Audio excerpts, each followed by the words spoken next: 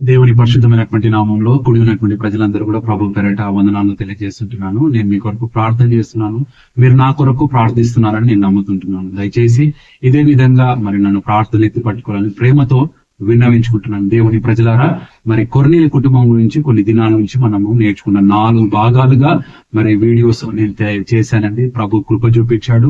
మరి మొదటి భాగంలో కొర్నేలి దేవుని యందు భయభక్తులైనటువంటి కుటుంబం అని, రెండవదిగా మరి దాన ధర్మాలు చేసేటటువంటి కుటుంబం అని, మూడవదిగా దేవుని మాటకు విధేయత చూపించేటటువంటి కుటుంబం అని, నాలుగవదిగా దేవుని సేవకులను సన్మానించేటటువంటి కుటుంబం అని మనము నేర్చుకున్నాం. ఈ దినం 5వ విషయాన్ని మీ ఎదుటకు తీసుకురావాలని నేను ప్రేమతో కోరుతున్నాను. దయచేసి మరి శ్రద్ధగా ఆలకించాలని నేను ప్రేమతో కోరుతున్నాను. కొన్ని నిమిషాలు మరి మీ ఏకాగ్రత, మరి మీ యొక్క మనస్సు మరి దేవుని మాటల మీద పెట్టి ప్రభువుని స్తుతించాలని నేను ప్రేమతో తప్పక మన దేవుడు మాట్లాడేటటువంటి దేవుడు, మన దేవుడు మనల్ని పురిగొల్పేటటువంటి దేవుడు, మన దేవుడు మన ఆశీర్వదించేటటువంటి దేవుడు. దేవుని మాట ఏది కూడా నిష్ప్రయోజనంగా ఉండదు అని దేవుని వాక్యం స్పష్టంగా తెలియజేస్తుందండి. దయచేసి మరి మీరు శ్రద్ధగా ఆలకించాలని, ప్రేమతో కూడా ప్రార్థన పూర్వకంగా ఉండాలని నేను ప్రేమతో మనవి చేస్తున్న దేవుని బిడ్డలారా, మరి అపోస్తల కార్యం 10వ అధ్యాయంలో ఈ 48 వచనాల్లో ఒక కుటుంబాన్ని దేవుడు ఏ విధంగా ఆశీర్వదించాలని కోరుతుంటాడో చక్కగా తెలియజేయబడింది. మరి కొండ మీద ఏ విధంగా నిలపాలని ఆశిస్తుంటాడో ప్రభు చక్కగా ఈ కుటుంబాన్ని మనకు ఆదర్శవంతంగా చూపిస్తుంటున్నాడు. మరి అంటే ఒక నమూనాగా చూపిస్తుంటున్నాడు. ఈ కుటుంబంలో ఉన్నటువంటి గుణాలు మన కుటుంబాల్లో కూడా ఉండాలని ప్రభు ఆశిస్తుంటున్నాడు. మనం కూడా దేవుని యందు భయభక్తులు కలిగి దాన ధర్మాలు చేస్తూ, మరి అంత మాత్రమే కాదు దేవుని మాటకు విధేయత చూపిస్తూ, మరి అలాగని మరి దేవుని సేవకులను ఘనపరిచేటటువంటి కుటుంబాలుగా, సన్మానించేటటువంటి కుటుంబాలుగా ఉండాలని కోరుతున్నాను. మరి ఈ దినంగా 5వ విషయాన్ని మనం ఆలోచిస్తుండగా, మరి ఈ కుటుంబం దేవుని యందు విశ్వాసము కలిగినటువంటి కుటుంబం అనేటటువంటి విషయాన్ని మీ ఎదుటకు తీసుకురావాలని కోరుతున్నాను.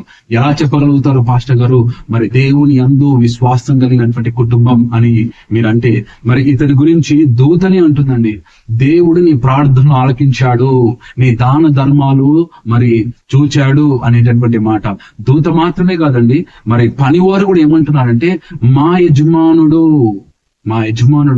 భయభక్తులు కలిగినటువంటి వాడు, శ్రద్ధ కలిగినటువంటి వాడిని ఎంత చక్కగా మరి మాటలు తెలియజేయబడుతున్నాయి. అంత మాత్రమే కాదండి, ఈ భాగాన్ని మనం చదువుతుంటే మనకు ఆ పరిశుద్ధాత్మ దేవుడు ఈ కుటుంబం గురించి, ఈ కుటుంబం దేవుని యందు విశ్వాసము కలిగినటువంటి కుటుంబం అనేటటువంటి విషయాన్ని మనకు తెలియజేయబడుతుంది. వారికి ఉన్నటువంటి వాతావరణాలు చూస్తే ఆ దినాల్లో ఒక మిక్స్డ్ కల్చర్ అండి. ఇతను ఉన్నటువంటి పరిస్థితి, మనం ఒక రోమా సామ్రాజ్యంలో ఉన్నాడు, ఒక రోమా ప్రభుత్వం కింద పనిచేస్తున్నాడు, ఒక రోమా ప్రజల మధ్యలో ఒక వెల్ కల్చర్డ్ ప్రజల మధ్యలో ఉన్నాడు. అంటే ఉన్నతమైనటువంటి పదవిలో కూడా ఉన్నాడండి. చక్కని అధికారం ఉందండి, చక్కని భార్య ఉందండి, పిల్లలు ఉన్నారండి, మరి బంధువులు ఉన్నారండి, మరి పనివారు ఉన్నారండి, ఆస్తిపాస్తులు ఉన్నాయండి. మరి వీటి మీద తన నమ్మకాన్ని, లేకుంటే వీటి మీద తన విశ్వాసాన్ని కట్టుకోలేదండి, తన కుటుంబాన్ని కట్టుకోలేదు, తన జీవితాన్ని కట్టుకోలేదండి. దేని మీద తన జీవితాన్ని, తన కుటుంబాన్ని కట్టుకున్నాడంటే తాను దేవుని యందు విశ్వాసం ఉంచాడు అనేటటువంటి విషయాన్ని మనం బహు శ్రద్ధగా ఆలకించాలని నేను ప్రేమతో బ్రతిమలాడుతున్నాను. అవును, ఈ దినాల్లో మనం చూద్దాం, మనము వేటి మీద మన విశ్వాసాన్ని నిలుపుతాం, వేటి మీద మన నమ్మకాన్ని నిలుపుతామంటే గొప్ప వాటి మీద, లేకుంటే మనకు అవసరమైనటువంటి వాటి మీద మన విశ్వాసాన్ని, మన నమ్మకాన్ని నిలుపుతుంటాం. ఈ దినాల్లో ఒక యవనస్తుల్ని మనం గమనించినట్లయితే వారు స్వశక్తి మీద ఎక్కువగా ఆధారపడతారంట. ఇంకా ఏ శక్తి లేదు స్వశక్తి మీద, అంటే నాకున్నటువంటి జ్ఞానం మీద, నాకున్నటువంటి బలం మీద, నాకున్నటువంటి సామర్థ్యం మీద, నాకున్నటువంటి అభిషేకం మీద, లేకుంటే నాకున్నటువంటి వాటి మీద, నాకున్నటువంటి ధనం మీద, నాకున్నటువంటి మరి ఆస్తిపాస్తుల మీద, నాకున్నటువంటి బ్యాంక్ బ్యాలెన్స్ మీద, నాకున్నటువంటి కూడబెట్టినటువంటి ఆ సంపద మీద నా నమ్మకం ఉంటుంది. కానీ దేవుని మీద నమ్మకం లేదండి. అంటే చాలా మంది నాస్తికులుగా అయిపోయారండి.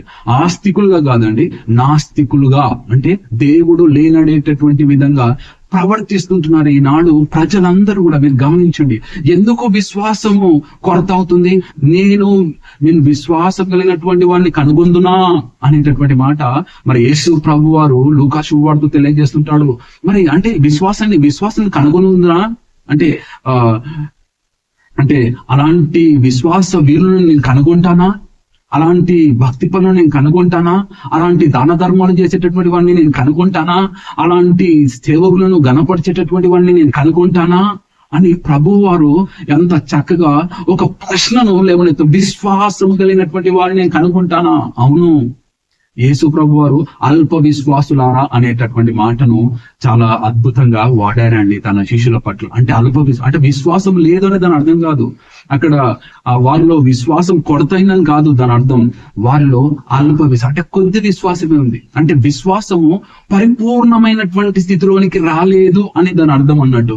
వారు హోల్సమ్ గా వారు విశ్వాసము కలిగినటువంటి వీరులుగా లేరు అనేటటువంటి విషయం యేసు ప్రభు వారు స్పష్టంగా తెలియజేస్తుంటున్నారు. కానీ ఇక్కడ ఉన్నటువంటి కొర్నేలి కుటుంబం మాత్రం విశ్వాసమును, దేవుని యందు వారు విశ్వాసాన్ని నిలిపారు, దేవుని యందు వారు నమ్మికను నిలిపారు, దేవుని యందు వారు ప్రగాఢమైనటువంటి ప్రేమను వ్యక్తం చేస్తున్నారండి.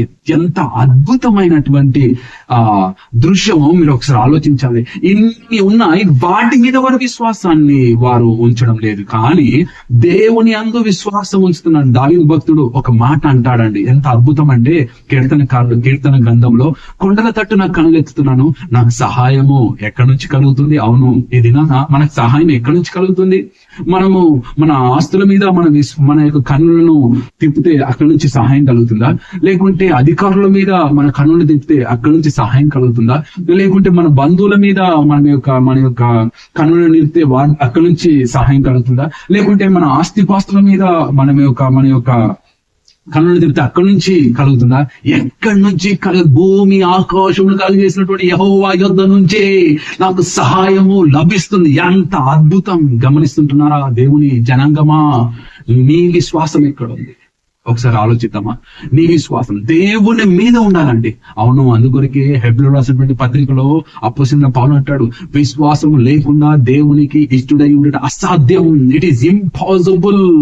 అది కాని పని. దేవునికి ఇష్టం కావాలంటే మనము మొదట దేవునికి సన్నిహితులం కావాలంటే, దేవునికి చాలా ప్రియులం కావాలంటే మనలో విశ్వాసము పరిపూర్ణమైనటువంటి స్థితిలోనికి రావాలంటే, anything can happen through faith.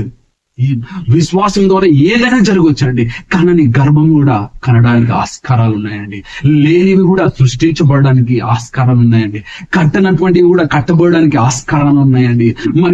మరి శూన్యంలో కూడా ఏదో ఒక అద్భుతం జరగడానికి ఆస్కారాలు ఉన్నాయండి. కుంటివాడు కూడా లేవడానికి ఆస్కారాలు ఉన్నాయండి. గుడ్డివాడు కూడా చూపును పొందడానికి ఆస్కారాలు ఉన్నాయండి.